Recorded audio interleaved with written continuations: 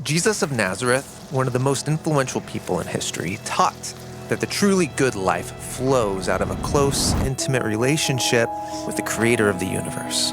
Yeah, Jesus believed this was the ultimate treasure of human existence, receiving God's love. And Jesus said, doing righteousness is our response by giving that love back out to others. Now, Jesus also lived in a culture where showing your devotion to God publicly will increase your reputation. So, it would be easy to turn your intimacy with God into a performance to get public praise. Exactly. And so, in a group of his teachings called the Sermon on the Mount, Jesus warns his followers about that temptation. Be careful that you don't do your righteousness in front of people for the purpose of being seen by them. If you do, you will have no reward from your Father in the skies.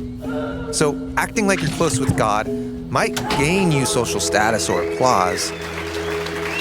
But, Jesus says, that's really all you're going to get. Jesus describes this performance as being a hypocrite, which comes from the Greek word hypokrites, which refers to a stage actor putting on a show. So, how can I know if I'm becoming a hypocrite? I mean, that seems like an easy trap. Yeah, it's super easy. And so Jesus offers 3 case studies. He uses the 3 most common ways in his day that Jewish people expressed their devotion to God, beginning with generosity. So then, when you give generously to those in need, don't signal it with a trumpet, as the hypocrites do in the town squares or streets. They do that to be honored by people. And I tell you the truth, they have fully received their reward. So, in Jesus' culture, public displays of generosity were a way to celebrate God's generous love. But they could also become a way to promote yourself. So Jesus offers an alternative. When you give generously to those in need, don't let your left hand know what your right hand is doing, so that your giving is done privately. And your Father who sees what is done in private, he will fully reward you. So, one foolproof way to make sure your generosity is really done out of love is to do it in ways other people can't see. But didn't Jesus also teach to let your light and good deeds shine as an example for others? Well, yes. When you consider all of Jesus' teachings on generosity, we see he regularly called his followers to give generously because it displays the heartbeat of God's love. But be careful and self-critical, he says. If there's even a hint of inner hypocrisy, it's probably wise to do your giving in private. It would be easier if Jesus just gave one clear rule.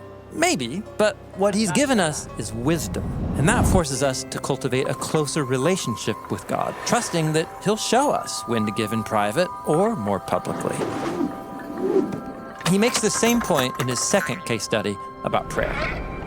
And when you pray, don't be like the hypocrites who love to pray while standing where people gather or on street corners so that they can be seen by people. I tell you the truth, they have fully received their reward. In Jesus' culture, most Jewish people stopped whatever they were doing multiple times a day, and they prayed a traditional prayer from the Torah, called the Shema.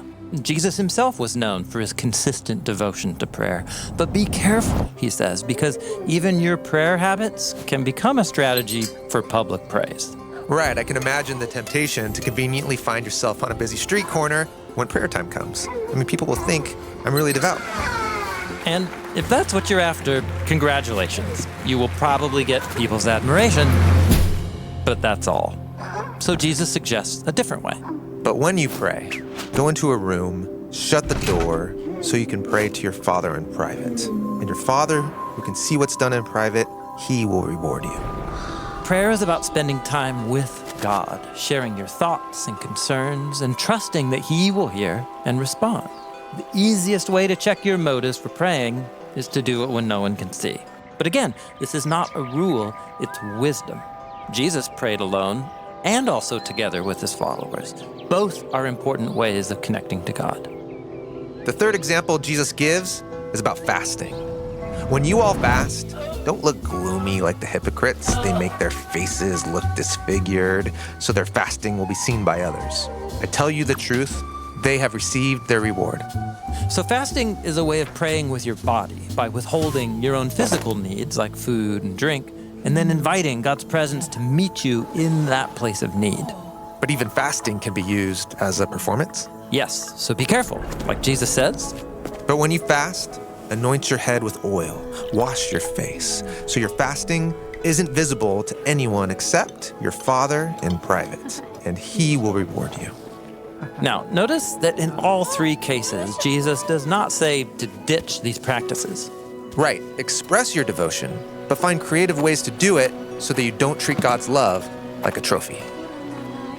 Jesus knows that his followers will be most effective in the world when they care the least about their social standing, because their ultimate goal is simply to know and be known by the God of generous love.